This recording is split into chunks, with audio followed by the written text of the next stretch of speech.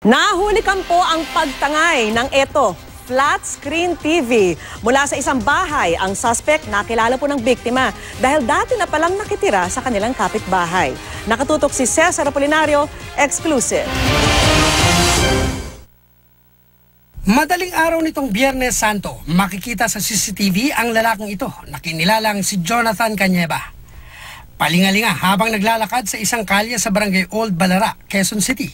Lumapit siya sa isang bahay at tila may kinausap bago nagtungo sa katapat na compound. Maya-maya, lumabas sa kalsada ang kausap ng suspect na umano'y nagsilbing lookout. Habang si Cañeva pumasok sa target na katapat na compound. Makalipas ang ilang minuto, lumabas ang suspect. Bit-bit na ang isang flat screen TV na nagkakalaga na mahigit 30,000 piso. Agad siyang pumasok sa bahay ng kinausap na lalaki. Dinistrongka yung kanilang pintuan at hinalughog yung bahay. Nakilala ng biktima ang suspect lalo't nakatira raw ito sa katapat nilang bahay. Lunes Santo, mismong mga pulis ang rumisponde kasama ang biktima.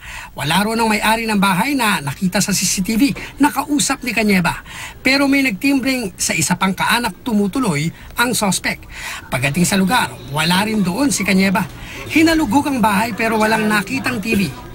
Kanina nakatanggap ang barangay ng tip na namataan sa lugar si Cañeva at ang umano'y kasabwat nitong nakilala lang sa alias na Mio. Saan ba daw? Pero hinalugog na ng mga otoridad ang bawat eskinita sa compound. Hindi nakita ang dalawang suspect. Wala rin sila sa bahay na pinagdalhan sa nakaw na TV. Sinampahan na ng reklamong theft ang mga suspect.